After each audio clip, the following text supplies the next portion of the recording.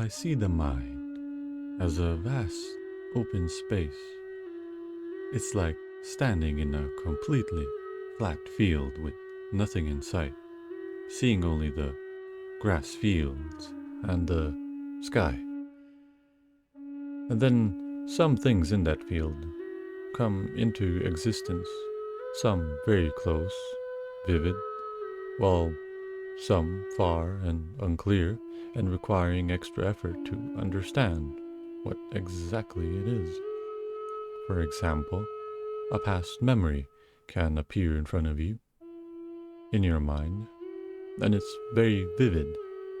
It could be a time you had a fun moment with a friend, lover, animal, or inanimate object like a football.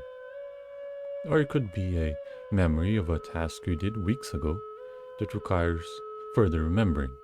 It is distant and small, far away from you. You are unable to understand it fully, so you require effort to bring it closer to you to understand it. Many ideas shall come and go in this vastness, passing by like you're traveling in a train, watching out the window, witnessing all of the details passing by, second by second. None of them really stay that long in view. Of course, if we are busy with work, gaming, or leisure, these ideas won't be noticed. Perhaps we're so focused or relaxed that nothing comes into our head because we are paying attention to what is real with our real eyes, not our mind's eye.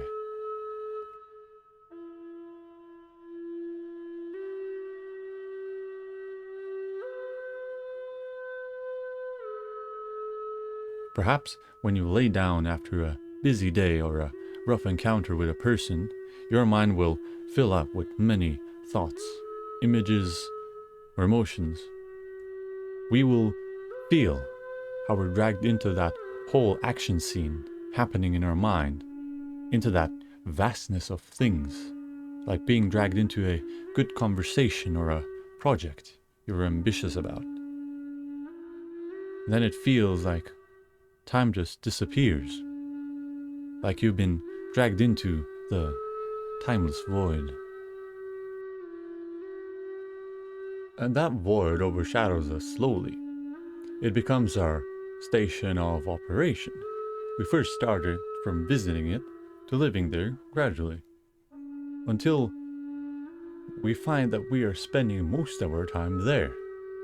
With that overshadowing also, it would appear we start to feel less of our body, less of our surroundings, possibly even getting cold on our skin or inside ourselves.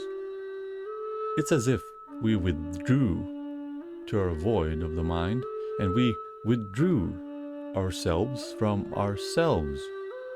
Much like when we say a person is not present with us, even though they're sitting right there, but their perception is not. When we are so much in that vastness of the mind, we get many ideas flowing by, like in the train example, but we cannot grab onto anything. Things only pass, nothing stays. That thought may come back to you again, which you had in the past, but it will once again disappear. Everything just dissolves in front of us.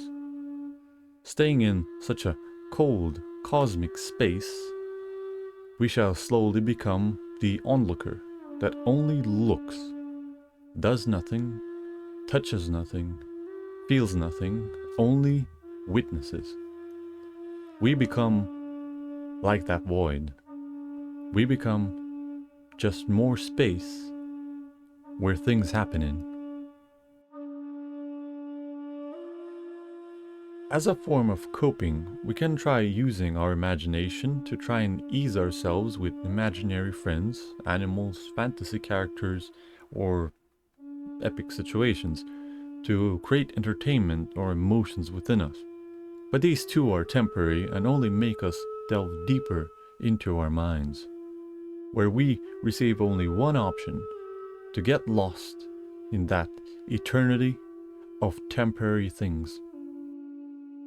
We could, of course, be less affected by this, by the practices of meditation, by becoming Zen, as the main point of these practices is to pull you out of that vastness, to pull you out of that void, or to put simply, to pull you out of your own mind and put you into the body you're in, so you can feel what is really surrounding you. The thoughts may still go, but you are conscious of them and not pulled into them. You are anchored. If we continue staying in that void, we become that void, that observer, and we will float as nothing continues to anchor us. We shall submit to nihilism, apathy, or a depressed kind of state where nothing has meaning, as everything we witness in the void has no purpose. The void's eternity has no start or finish. It has no past or future, meaning we also have nowhere to start and no goal to pursue for. We have no real past to admire nor future to be hoping for. Our existence then does not matter. And then perhaps, much like those thoughts that disappear after a while, perhaps we shall disappear at some moment too. What else is there but to numb the feelings and admire the illusions we create?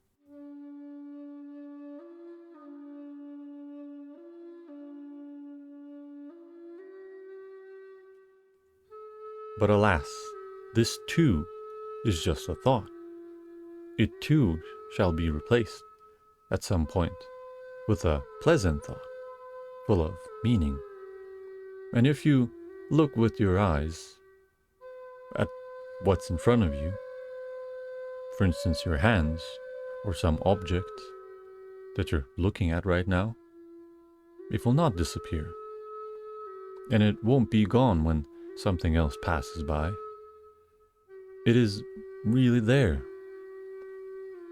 Then you can touch your skin and start to realize that there's cold or warmth hovering over it.